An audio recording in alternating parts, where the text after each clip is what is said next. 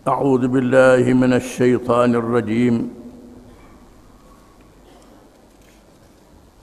بسم الله الرحمن الرحيم. عبس وتولى أن جاءه الأعمى وما يدريك لعله يزكى أو يذكر فتنفعه الذكرى. أما من استغنى فأنت له تصدى وما عليك ألا يزكى وأما من جاءك يسعى وهو يخشى فأنت عنه تلهى كلا إنها تذكرة فمن شاء ذكره في صحف مكرمة مرفوعة مطهرة بأيدي سفرة كرام بررة.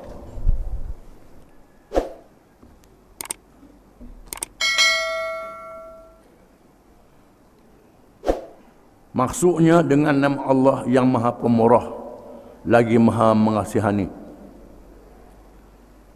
Ia memasamkan muka dan berpaling kerana ia didatangi orang buta. Dan apa jalannya engkau dapat mengetahui, wahai Muhammad, akan tujuannya? Barangkali ia mahu membersihkan hatinya dengan pelajaran agama yang didapatinya daripadamu, ataupun ia mahu mendapat peringatan supaya peringatan itu memberi manfaat kepadanya. Adapun orang yang merasa keadaannya telah bercukupan, tidak berhajat lagi menerima ajaran Al-Quran, maka engkau bersungguh-sungguh melayaninya, padahal engkau tidak bersalah kalau ia tidak mahu membersihkan dirinya dari keingkarannya. Dan adapun orang yang bersegera datang kepadamu dengan perasaan takutnya melanggar perintah-perintah Allah, maka engkau berlengah-lengah melayaninya. Janganlah melakukan lagi yang sedemikian itu. Sebenarnya ayat-ayat Al-Quran adalah pengajaran dan peringatan yang mencukupi. Maka sesiapa yang mahukan kebaikan dirinya, dapatlah ia mengambil peringatan daripadanya.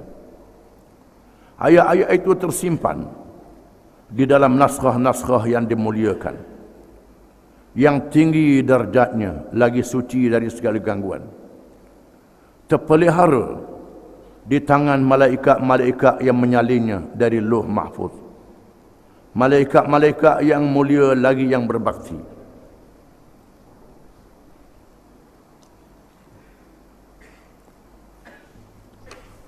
Surah ini dinamakan surah Abasa. Abasa dengan makna masam muka. Surah ini termasuk dalam surah Makkiyah, surah yang diturunkan di Makkatul Mukarramah untuk menguatkan akidah.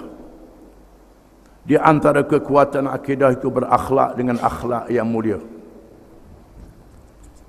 Surah ini menasihati Nabi SAW berakhlak dengan akhlak yang mulia, melayani orang-orang yang menegakkan Islam setelah menerimanya walaupun miskin, lebih daripada melayani orang-orang yang kafir walaupun kaya dan besar.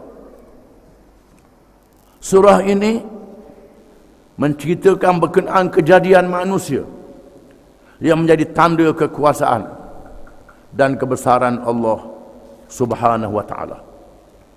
Dan surah ini juga menceritakan tentang peristiwa hari akhirat, peristiwa yang dahsyat yang wajib kita beriman kepadanya, yang berlaku di dalamnya janji-janji yang mulia kepada orang-orang yang beriman dan mengerjakan amal yang saleh dan amaran-amaran yang keras terhadap orang yang kafir, durhaka dan mengerjakan maksiat. Dan surah ini mengajar beriman kepada yang gaib Di antaranya beriman kepada adanya malaikat, adanya alam ghaib, dan adanya alam akhirat, dosa dan pahala, walaupun kita tak nampak.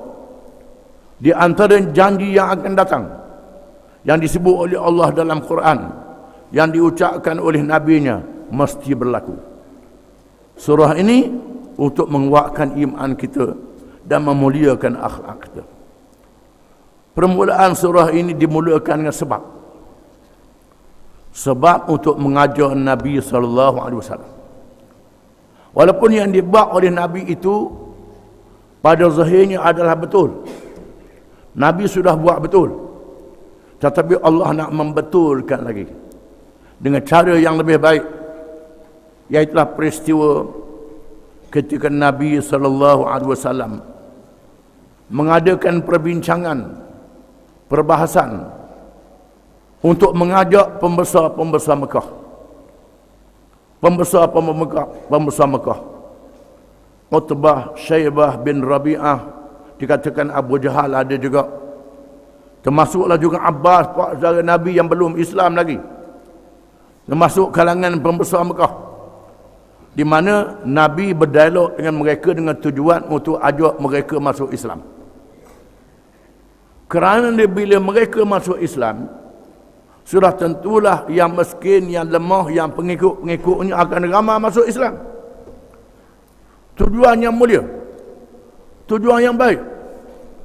Sedang Nabi berdialog dengan pembesar Mekah ini, tiba-tiba datang Abdullah bin Ummi Maktum radhiyallahu anhu, seorang sahabat yang buta, yang miskin, yang dianggap lemah, dia buta, tapi dia sudah masuk Islam. Dia dah masuk Islam. Dia datang, dia tak nampak Nabi buat apa. Lalu dia berkata, "Ya Rasulullah, alimni mimma 'allamaka Allah." Wahai Rasulullah, ajarkan kepada saya apa yang Allah ajarkan kepadamu. Dia dengar suara Rasulullah, dia tak dengar, tak nampak orang yang ada depan tu. Tak nampak Rasulullah buat apa. Menyebabkan dia mengganggu majlis Rasulullah SAW. Dan Rasulullah menunjukkan muka masam. Muka masam dan berpaling daripadanya. Tunjuk muka masam, berpaling daripadanya. Apa yang Rasulullah buat itu sudah betul. Nak mengajak pemimpin-pemimpin masuk Islam. Kalau pemimpin masuk Islam, akan ramai pengikut masuk Islam. Tetapi Allah Ta'ala menegur Nabi SAW kerana tidak melayan Abdullah bin Maktum, seorang yang buta, yang miskin, yang datang dengan ikhlas. Lalu Allah menurunkan firman-Nya, abasa wa tawalla, telah masam mukanya dan berpaling, anja'ahul a'ma, kerana datang kepadanya seorang yang buta, Abdullah bin Maktum. Telah masam mukanya. Allah Ta'ala tak sebut abasta wa tawallaita.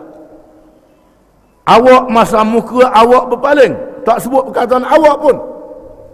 Ini adab yang diucapkan oleh Allah kepada Rasul kesayangannya Muhammad sallallahu alaihi wasallam. Dengan tidak menyebut abasta ya Muhammad wa tawallaita ya Muhammad. Tak sebut mu ni Muhammad masam, mu ni Muhammad berpaling, tak sebut. Dengan ayat yang sangat memuliakan Nabi sallallahu alaihi wasallam, abasa wa tawalla, dia telah berpaling. Dia telah menunjukkan masam muka dan dia telah berpaling. Satu ayat yang halus, yang lembut. Anja'ahul a'ma, kerana datang kepadanya seorang buta, iaitu Abdullah bin Maktum. Wa ma yudrika la'allahu yazzaka, engkau tidak tahu wahai Muhammad, dia adalah seorang yang membersihkan dirinya, seorang yang beriman. Walaupun dia buta, dia miskin, dia bangsa, dia tak ada harta, dia tak ada pengikut, tetapi dia seorang yang bersih dirinya, yang beriman dengan hati yang ikhlas. au yadzakaru fatanfa'ahu dzikra, ataupun dia datang untuk belajar, yadzakaru untuk menerima pengajaran daripadamu, mendengar peringatan daripadamu, mudah-mudahan dia mengambil manfaat daripada zikra, peringatan ajaran yang membawa pada dia, wahai Muhammad sallallahu alaihi wasallam. Ini dia orangnya, wahai Muhammad. Beza di antara seorang yang lemah, yang miskin, yang telah beriman, yang datang nak belajar denganmu, seorang kumpulan-kumpulan yang kaya raya, yang senang, yang besar. Kamu mengharapkan mereka beriman, mereka tak beriman. Kecuali Abbas akhirnya beriman.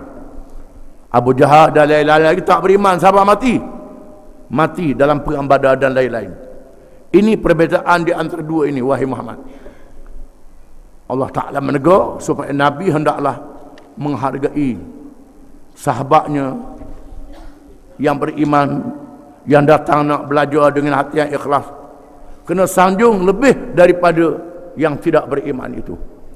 Amma man istaghna, adapun orang yang mempunyai harta benda yang banyak, yang kaya, yang mewah, fa anta lahu tasadda, engkau berhadap kepadanya, menunjukkan ucapan kepadanya dengan sungguh-sungguh.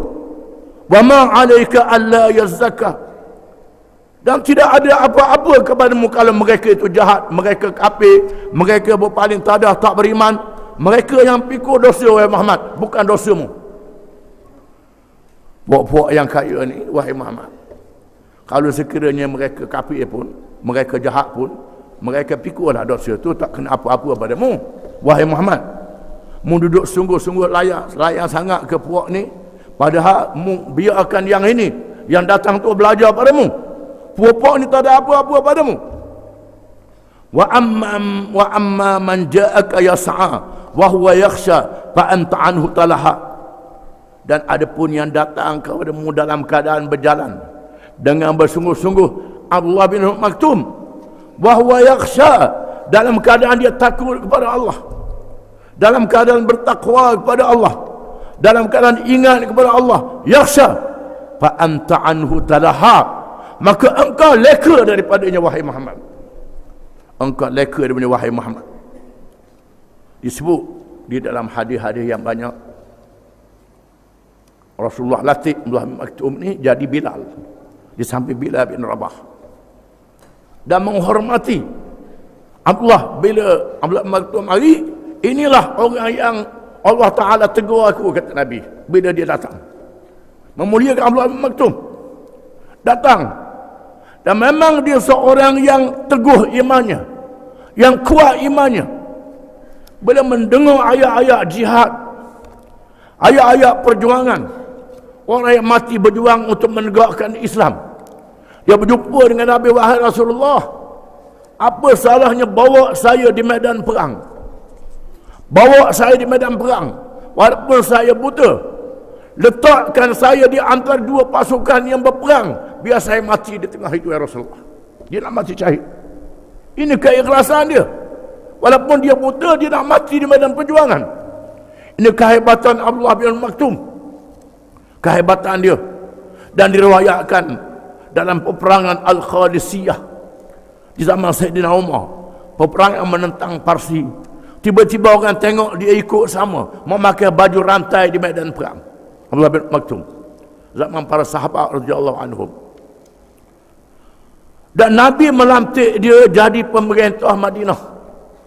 Bila Nabi meninggalkan Madinah, bila Nabi berurusan kerana berjihad, kerana berdakwah, keluar daripada Madinah, pergi ke Mekah dan seumpamanya, Nabi pernah melantik dia lebih pada sekali menjadi amir, menjadi ketua, mengganti Nabi di Al-Madinatul Munawwarah. Menunjukkan keilmuannya, diakui oleh Nabi SAW. Dan dilantik menjadi muazzin, menjadi tukang bang di samping Bilal bin Rabah. Bila jadi tukang bang, itu Bilal yang celek.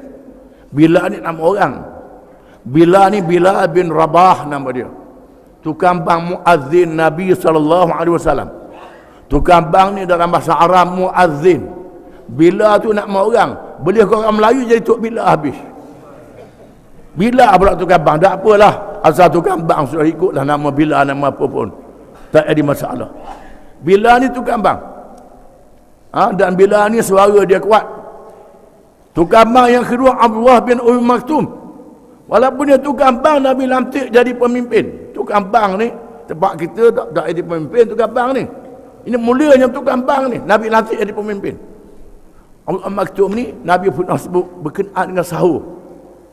Nabi kata, kulu washrabu hatta yu'adzina Ibnu Maktum.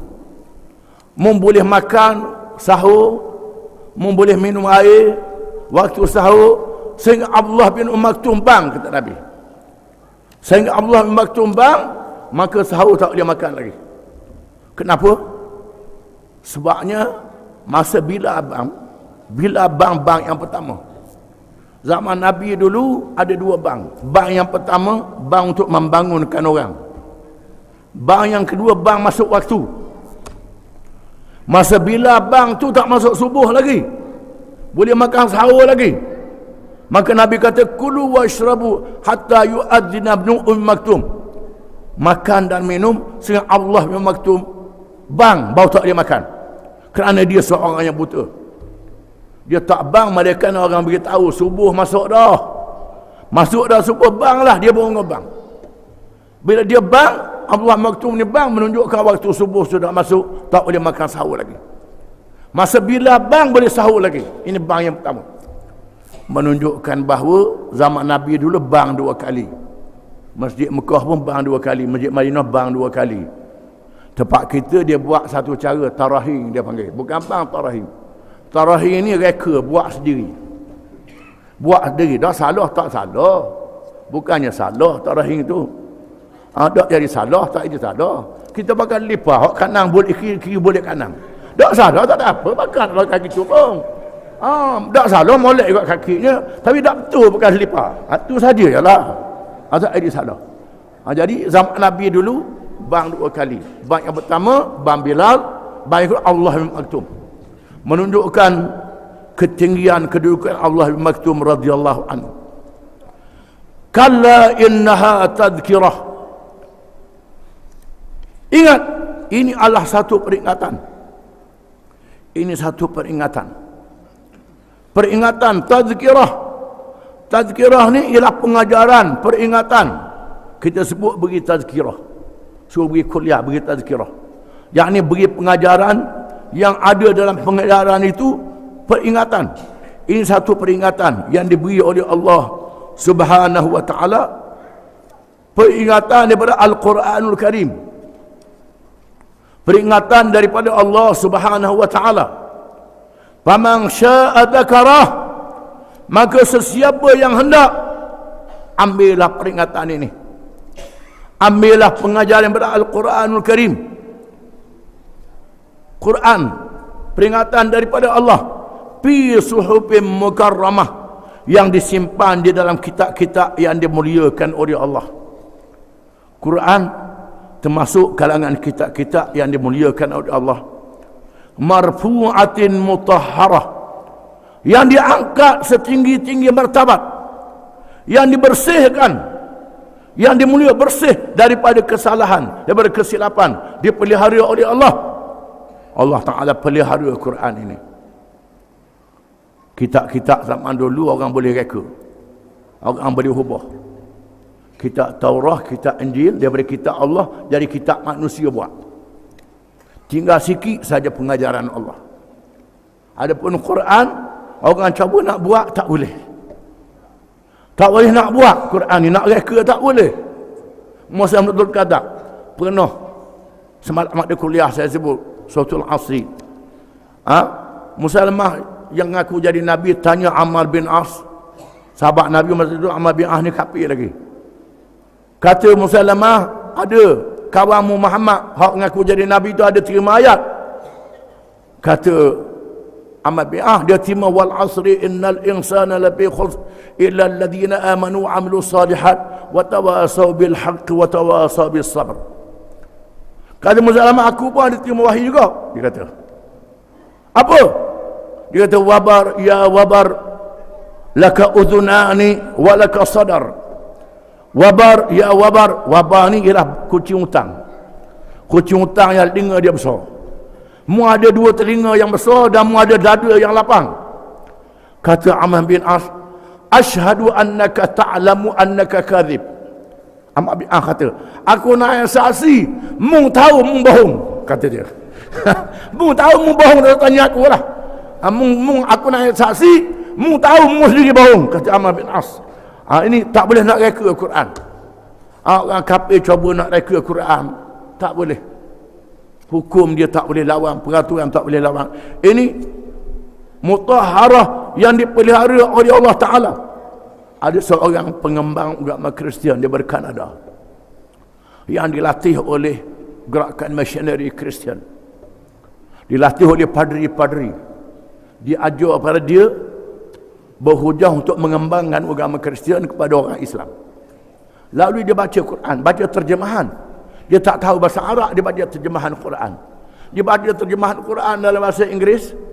Dia baca pula Bible, dia baca Taurat, Talmud, dia baca Quran. Akhirnya dia buat kesimpulan, Injil ni hak manusia buat, Quran hak Tuhan sungguh. Akhirnya dia buat keputusan masuk Islam. Banyak tahun dah dia buat keputusan masuk Islam. Padri-padri panggil dia. Berhujahnya padri-padri. Dia kata, memang aku baca Quran ni memang kata-kata Allah Ta'ala, kata-kata Tuhan. Adapun hak Bible ni hak orang reka sendiri. Ini dia dedah pada hari ini sedikit demi sedikit. Quran adalah benar, dimuliakan, dibersihkan. Bi aidi safarah, berada di tangan para malaikat-malaikat yang diutuskan oleh Allah. Kiramin bararah, yang mulia, yang sangat baik, yang tidak mengerjakan dosa dan maksiat sekali-kali. Disebut dalam surah Al-Waqi'ah, innahu laqur'anun karim fi kitabim maknun la yamassuhu illa al-mutahharun. Dia adalah Quran yang sangat mulia dalam kitab yang dipelihara, tidak boleh menyentuhnya malaikat al-mutahharun. Al-mutahharun khilaf ulama. Ada ulama kata malaikat-malaikat yang bersih. Begitu juga bararah. Ada ulama kata malaikat-malaikat yang bersih. Ini kaul yang asah. Ada ulama yang mengatakan dimaksud malaikat-malaikat sahabat-sahabat Nabi yang mulia, yang menerima Al-Quran ini. Di sini terdapat khilaf kalangan ulama antara mazhab empat. Mazhab Hanafi, mazhab Maliki, mazhab Syafi'i, mazhab Hambali, dan mazhab-mazhab yang lain yang sepertinya mengatakan Quran tak boleh disentuh kalau tak ada air sembahyang. Tak ada air sembahyang tak boleh sentuh. Kita nak sentuh Quran kena ada air sembahyang. Kecuali Quran yang ada terjemahan. Terjemahan ada, tak apa, tak ada air sembahyang. Atau yang ada tafsir-tafsir dia, tak apa. Bawa bait yang Quran pun ada, kitab-kitab lain, barang-barang lain pun ada, tak apa. Kalau Quran saja kena ada air sembahyang. Ini jumhurul ulama. Ada mazhab empat. Mazhab Al-Zahiriyah seperti Ibnu Hazmin Al-Andalusi dan lain-lain lagi. Islam juga, alim, mujtahid, mengatakan bahawa nak sentuh Quran tak payah air sembahyang. Tak payah sembahyang. Khilafnya ialah ayat yang dibaca ni. Kiramin bararah, malaikat yang suci bersih, la yamassuhu illa al-mutahharun, tak menyentuh malaikat al-mutahharun, yang mengatakan bahawa mutahharun ni malaikat yang bersih. Maka kita jamuh Quran tak ada air sembahyang pun tak apa. Yang mengatakan bersih di sini bersih berhadas kecil dan besar, maka menyentuh Quran kena ada air sembahyang. Ini khilaf dalam memahami perkataan yang ada dalam Al-Quran. Mereka mendalami bahasa Arab. Dalam hal ini adalah lebih baik dari segi adabnya. Kalau adabnya nak jamuh Quran, baiknya ada air sembahyang itu lebih afdal. Quran adalah kalam Allah Ta'ala, kata-kata Allah Ta'ala. Imam Bukhari yang meriwayatkan hadis, bukan sahaja Quran, nak pegang hadis pun ambil sembahyang juga. Sebab begitu sekali. Nak mengajar agama ada air semayang. Nak pegang kitab agama ada air semayang. Nak pergi masjid ambil air semayang dulu. Melangkah ke masjid dalam keadaan wuduk ada air semayang.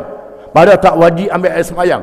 Ada ulama sebab begitu sekali berwuduk kerana memuliakan kitab, memuliakan ilmu-ilmu yang mulia. Pendapat mengatakan tak ada air semayang ni boleh kita pakai. Bila rumah terbakar Quran ada. Rumah terbakar ada Quran, nanti dulu ambil air semayang dulu. Ambil air semayang dulu. Jawab dia habis Quran tu anguh. Ambillah dulu, tak ada air semayang pun selamatkan Quran tu dulu.